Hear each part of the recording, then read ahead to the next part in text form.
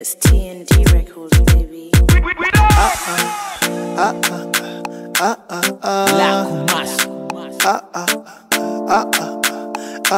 And if you saw they want podcast minimanes.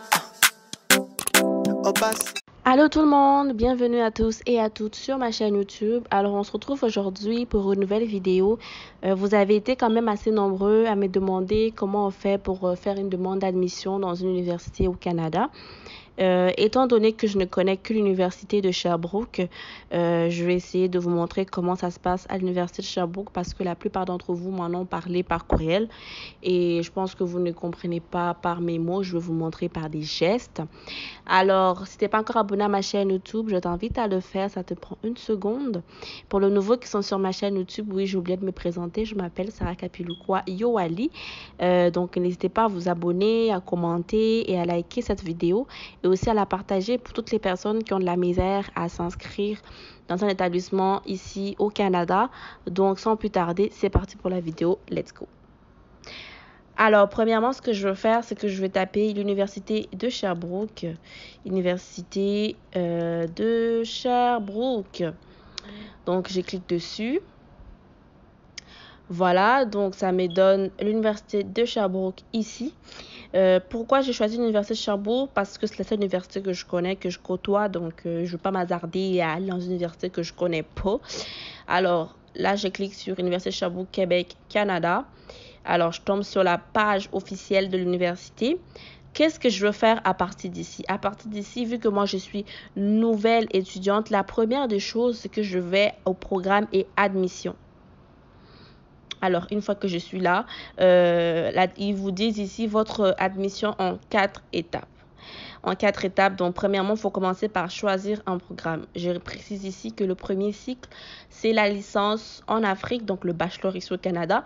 Le deuxième cycle, c'est la maîtrise. Et le troisième cycle, c'est le doctorat, pardon. Ensuite, il faut planifier votre demande. Donc, il faut vérifier est-ce que je suis dans le bon temps. Est-ce que c'est la saison ou est-ce que c'est le moment, est-ce que c'est le temps où l'université accepte les demandes d'admission en ce moment. Ensuite, ici, vous déposez votre demande et après ça, vous allez commencer à venir au fur et à mesure sur la page pour vérifier votre demande. OK? Donc, pour toute autre information, vous pouvez continuer à vérifier en dessous. Il vous montre un guide du campus tout en bas. Mais bon, vu que moi, je suis à Sherbrooke, donc je vais aller ici dans planifier ma demande parce que je sais déjà le programme que je veux faire. Si tu ne sais pas ce que tu vas faire, il faut que tu ailles dans choisir un programme premièrement. Mais moi, vu que je sais déjà ce que je veux faire, je vais aller dans planifier votre programme, pardon. Ma demande, pardon. Alors, je tombe sur cette page-là. Ils me disent ici, planifiez votre demande d'admission. Comme je vous l'ai dit, je commence par vérifier pour mon premier cycle. Si je m'inscris pour la licence, la date limite, est-ce que je suis dans le bon temps? Les frais d'ouverture de traitement, donc les frais que ça va coûter et les documents à fournir. Donc, dès que j'ai vérifié tout ça, comme admettons pour ici, je vais regarder les dates en fait. Pour le programme à temps plein, pour tout étudiant international, donc je vais surligner ça ici pour que vous le voyez. Vous êtes des étudiants internationaux quand que vous n'êtes pas canadien et que vous n'êtes pas dans les pays que le Canada a signé des attentes particulières. Donc, si vous êtes en Afrique, vous n'êtes pas dans les pays dont le Canada a signé des attentes, fait que vous êtes candidat international. La date, les trimestres d'automne, donc les trimestres qui commencent fin août jusqu'en décembre. La date limite pour faire la demande, c'est le 15 janvier. Donc, la date limite, c'est le 15 janvier si vous êtes un étudiant étranger. Donc, si vous voulez vous inscrire pour automne 2021, vous avez encore du temps en ce moment jusqu'au 15 janvier 2021 pour faire la demande. Si vous voulez vous inscrire pour hiver 2021, vous avez encore du temps jusqu'au 1er septembre. Donc, l'université prend les demandes des étudiants internationaux jusqu'au 1er septembre pour les trimestres d'hiver 2021. Donc, les trimestres qui commencent en janvier jusqu'à mi-avril. Donc, voilà, dès que vous avez fini de vérifier ça, vous pouvez descendre tout en bas pour planifier votre demande. Ensuite, vous avez vérifié la date limite, les frais d'ouverture. Je vérifie avec vous. Ils disent que le frais ici est de 90 $ canadiens pour l'ouverture et le traitement du dossier d'admission. Donc, au moment où vous avez tous vos documents et que vous voulez déposer la demande, en fait, il faut que vous payiez 90 $ canadiens. Alors, je retourne ici dans planifier votre demande, toujours. Et les documents à fournir. Alors, on a vérifié les dates limites, on a vérifié les frais d'ouverture. Maintenant, on vérifie les documents à fournir. Et voilà, je vais dans le document à fournir. Ils me disent, ici, si tu es citoyen canadien né au Canada, ce qui n'est pas notre cas, nous, on va aller directement dans candidat international. Alors, les documents à fournir, si vous avez étudié au Québec, si vous avez des antécédents québécois, oui. Mais nous, vu qu'on a étudié hors Québec, il faut qu'on aille ici. Alors, le premier document à fournir, c'est les certificats de naissance, donc une photocopie, et vos relevés de notes. Donc, vous devez demander à votre établissement d'enseignement de vous imprimer, de vous donner en fait une photocopie de vos résultats scolaires pour les transmettre dans votre demande. Je précise ici que moi, j'ai fait mon bac, ma licence. Donc, pour la licence, ils m'ont demandé mon diplôme à partir de troisième seconde, première terminale. C'est l'équivalent au Congo, je dirais, de... Oh mon Dieu, 6e, 5e, 4e, 3e.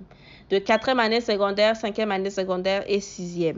Alors, ils vous donnent des précisions sur les relevés de notes. Vous pouvez aller voir, là, ça dépend.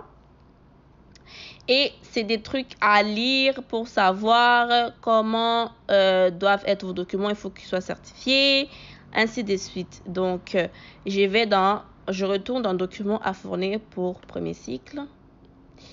Alors, ici, ça c'est fait, excusez-moi. Donc, je vais retourner dans planifier ma demande. J'ai déjà fait, j'ai consulté toutes les parties. En fait, j'ai consulté la date limite, les frais d'ouverture, le document à fournir. Maintenant, je peux aller dans la prochaine étape qui est déposer votre demande. Donc, je clique ici. Et là, il vous donne en fait, oups, ça bug.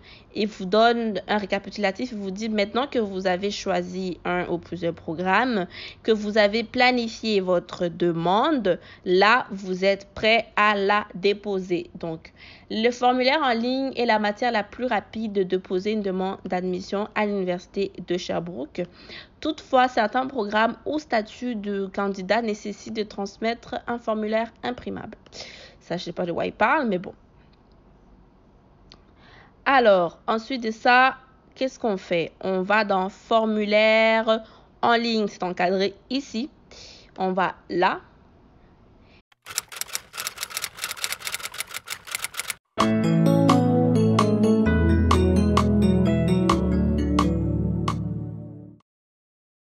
Et c'est ces formulaires-là que vous utilisez pour remplir votre demande. Donc, ici, vous avez votre nom. Donc, votre nom, votre prénom. Avez-vous déjà fait une demande d'admission à l'Université de Sherbrooke? Si c'est votre première fois, vous marquez non. Donc, ici, il dit si oui, entrez votre matricule. Donc, vous laissez cette partie parce que c'est votre première fois.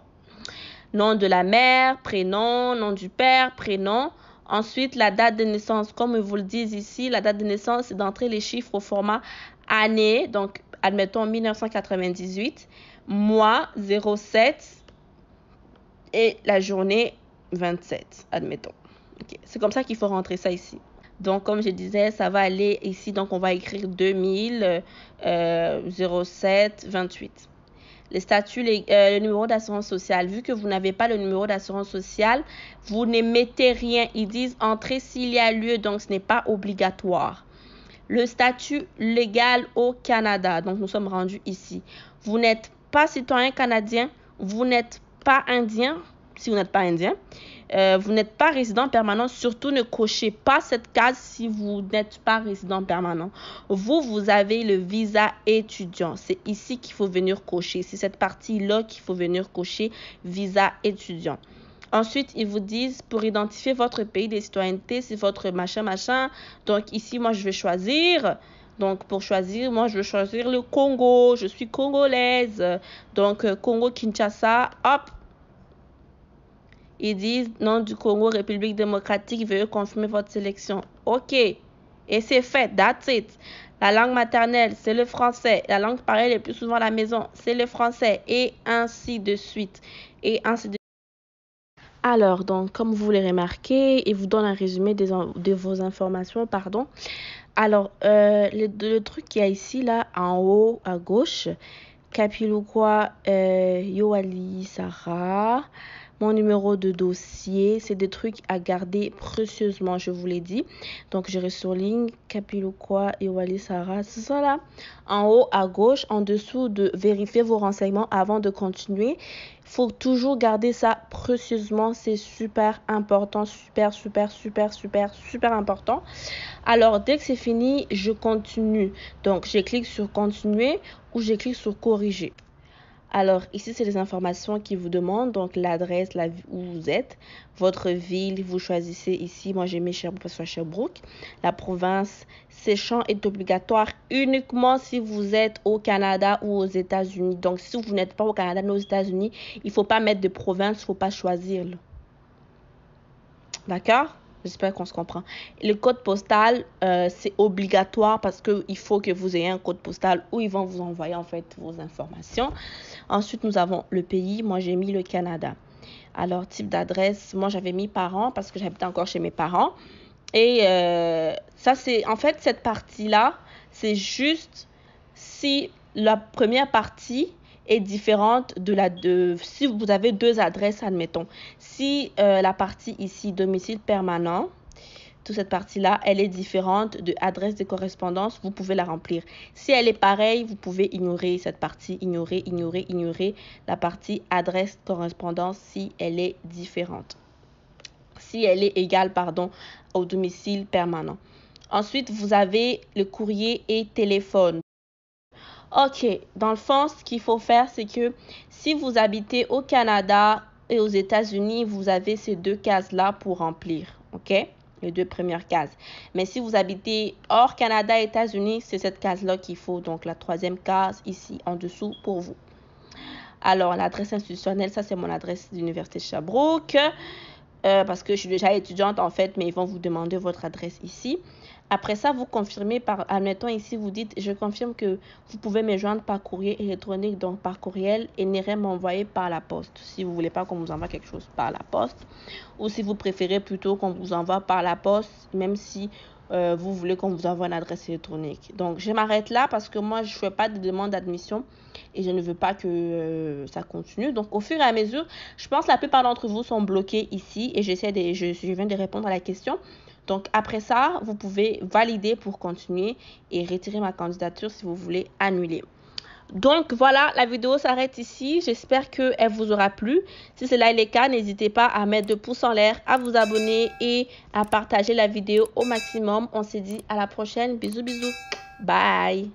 Hey, banaye, hey, banaye,